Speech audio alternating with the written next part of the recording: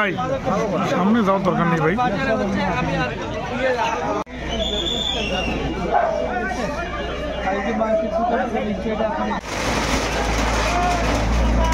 সরকারি পাইপও ভাঙি ফেলছে।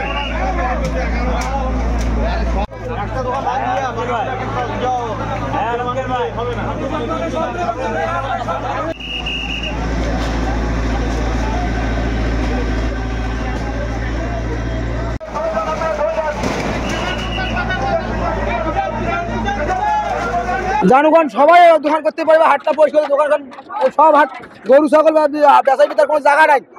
কারণ ওই যে হাটের জমি সবাই যার যার দোকান ধরে বসিয়েছে, 4 খেল 5 খেল দোকান দিয়ে ভাড়া দিয়ে খাইতেছে। এটা খুব উত্তম কাজ হইলো।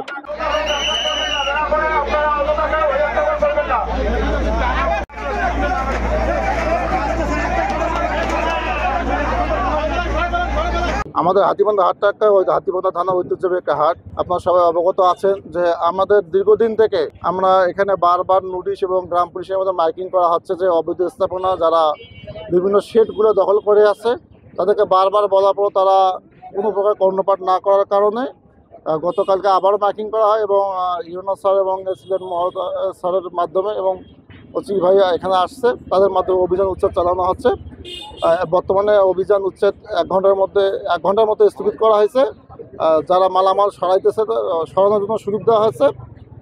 আবার 1 ঘন্টার মধ্যে তারা যদি কোনো প্রকার মালামাল না সরায় তাহলে আবারও অভিযান উচ্ছেদ অব্যাহত থাকবে।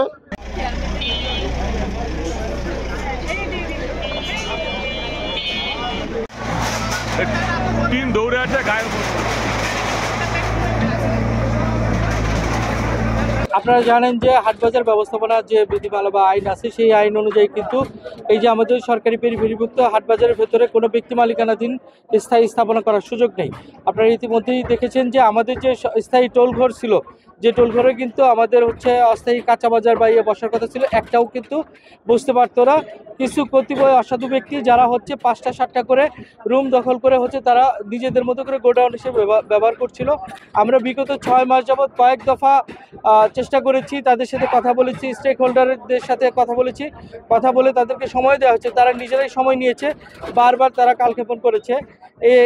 গত সপ্তাহেও কিন্তু আমরা এসিলেন্ট সহকারে আবার বলে দেওয়া হয়েছে। গত 3 দিন আগে মাইকিং করা হচ্ছে, গতকালও মাইকিং করা হচ্ছে। তার প্রেক্ষিতে কিন্তু আজকের এই অভিযান। আসার পরে দেখেছি অধিকাংশ গোডাউনে কিন্তু ফাঁকা, জাস্ট জায়গা দখল করে রাখা হয়েছে, রেখে তারা অন্যদের কাছে বেশি ভাড়া দিচ্ছে। কিন্তু সরকার কিন্তু এখান থেকে যে রাজস্ব ইজারা পাচ্ছে না। আপনারা জানেন যে এই বছর কিন্তু এই হাটবাজারটিকে আমরা ইজারা দিতে পারিনি, শুধুমাত্র এই হাটবাজার থেকে কোনো স্থায়ী আয় আসে না। এই জন্য অভিযানটি আমরা পরিচালনা করতে গিয়ে দেখেছি কিছু দোকানে মালামাল ছিল, তো আমরা 1 ঘন্টা পর্যন্ত তাদেরকে সুযোগ দিয়েছি যাতে তাদের মালামালগুলোকে নিরাপদে সরিয়ে নিতে পারলে আবার আমরা 12:30 থেকে অভিযান চালু করব। তবে আরেকটি বিষয় যে এই যে যারা প্রকৃত ব্যবসায়ী, তাদেরকে কিন্তু আমরা কাউকেই ব্যবসা বন্ধ করব না, প্রত্যেককেই আমরা এই বাজারে পুনর্বাসন করব। এটা আমাদের প্রতিশ্রুতি রয়েছে। পাশাপাশি এলজিইডির মাধ্যমে যে একটি প্রজেক্ট চলে প্রভাতী প্রকল্পের জন্য কিন্তু আমরা স্থায়ীভাবে এই শেডগুলোকে আবার পুনর্নির্মাণ করে আধুনিক করার জন্য প্রস্তাব পাঠিয়েছি।